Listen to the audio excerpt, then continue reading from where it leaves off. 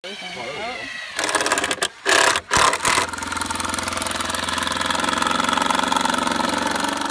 is civic engagement and why is it important? We define civic engagement as putting time and energy towards a common cause that's going to better either society or the environment as a whole. And we believe the importance of that is if enough people unite around a common cause and really inspire each other to move forward in these efforts to help the environment, then the world's just going to become a better place for future generations. So what made you guys decide on the wood bank?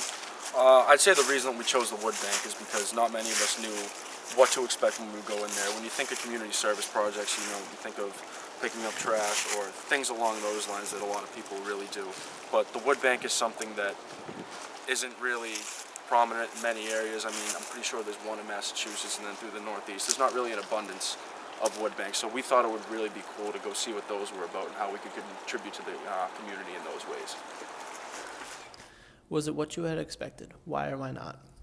No, the wood bank wasn't what we had expected. Honestly, none of us really knew what a wood bank was, but after hearing its name, we assumed it was a farm with lots of wood to be cut and lumberjacks everywhere.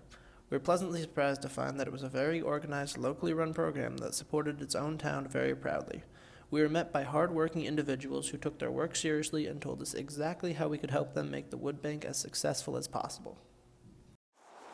So Anthony, what did you guys do at the wood bank? At the wood bank, our job was specifically to build the wood crates that the wood would be stacked into evenly and in an effective manner. And how we did that was we had a base form and we had a roof form. And before we put the roof on, we had to stack the planks up.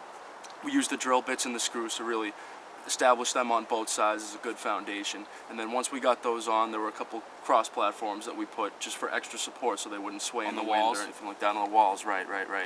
Just for extra support. If there was a little too much wood in the crates, you don't want them crumbling or being a little bit off balance. And plus it looks cool. It's an effective way to stack the wood. It's neat and organized. So when the people come in the winter time to get the wood to heat their house, it's going to be quick and effective because the wood's going to be stacked as evenly as possible. They could come in, get their wood, and that's pretty much as easy as it gets. There's not any room for error or confusion. You just come right up, you get your wood, and then you just move on with your day. And Melissa did a fantastic job, I will point out, of helping us really through that, because anytime you do any new process in the beginning, there's going to be some confusion. You're not going to really do it the right way, but she was patient. She was really fantastic in helping us learn the process. And then once we learned how to do it, we just took off from there, and we ended up producing 17 crates, which was really another plus for the wood bank. It makes things a lot easier for them, and it was, on top of it, a fantastic experience for us.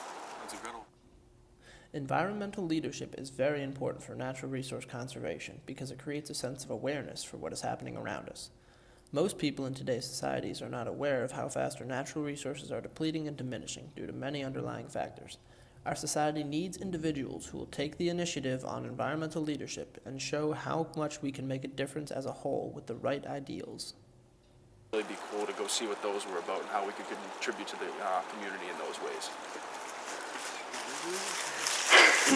Oh, that just really... you gotta be kidding me. It's okay.